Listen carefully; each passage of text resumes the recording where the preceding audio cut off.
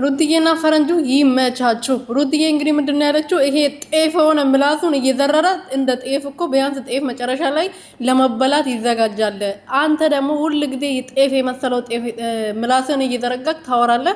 የሚያምንክ ሰው ያምናል። እኔ ደግሞ ከዚህ በኋላ አንተ ምንም ብታወራ ያጠፋውን መተ እኔ ላይ ብትጠቁም እኔ ምንም ነገር አልሰማም። እስከዛሬ ድረስ ብዙ ጥፋት አጥፍተ እኔ ላይ ለመጠቆም ሞክረሃል። እሱም ተሳክቶላል። ከዚህ በኋላ ግን አይሳካለም። እኔ ባዘጋጀው ራሱ እኔ ባረገው ይሄን ነገር ፍቅርን እኔ ብልካት ራሱ እሱ ማንነቱ ተጋልጧል፣ ማንነቱ ወጥቷል። ስለዚህ እኔ የትኛውም ነገር ባዘጋጅለት የትኛውም ሴት ሄዳ እንደዚህ ልሳም ልቀፍ ብትለው እሱ ዝም ብሎ ከማንም ሴት ጋር ይጋደማል ወይ ብላ ተናግራለች ማለት ነው። አፌ ቁርጥ ይበልልሽ። ይሄንን ነው ካንቺ የምንፈልገው። አንቺ እንደዚህ ጀግና ሆነሽ በቃ ትክክለኛው ነገር እንድትመልሽለት ቆፍጠን ብለሽ ይሄን የኔ አይደለም ያደረኩት ብለሽ እንድትናገሪኝ ነው የምንፈልገው እንጂ ሁሉ ጊዜ እነሱ በጠርንሽ ቁጥር እንትን ብለሽ እንድታወሪያቸው ተለሳልሰሽ እንድታወሪያቸው አንፈልግም። እና ፈረንጁዬ መቼክ የኔ ቀብራራ ቅብርር ያልከሩትዬ ወንድም ማለት ነው። ሰላም ቤተሰቦቼ እንዴት ናችሁልኝ? እኔ ያለው እግዚአብሔር ይመስገን። በያላችሁበት ሰላማችሁ በዘት ትርፍርፍ ይበልልኝ።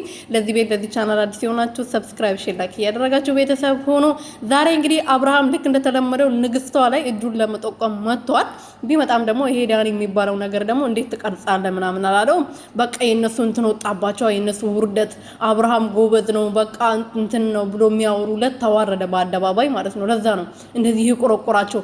አያፍሩም ግን ምን አይነቶች ማፈሪያዎች ናቸው ግን አብርሃም ዙሪያ ያለችው ሰዎች ምንም ለራሳቸው ክብር የላቸው። ለንግግራቸው ምንም ንግግራቸው ራሱ ምንም ማይጥም ሲያስጠሉ አስቀያሚ ሁላ ማለት ነው። እቺ ቡዜ የምትባለው መጣ ዛሬ ምንድነው የምትለው? ሁሉ ጊዜ በቃ እሱ ከማንም ጋር ሴት ጋር ተጋድሞ እንትን ብሎ ተላልሶ ሲመጣ አንቺ ሁሉ ጊዜ እንደዚህ ጨበሬሽን እያቆምሽ ልትከራከሪለት ነው ለሱ። ኧረ አንቺ ሴትዮ ተከበሪ እንዴ! እስቲ አንድ ቀን እንኳን ወንድሜ ጥፋተኛ ነው ይሄን ነገር ያስካክል ብለሽ አስካኪ ወንድምሽ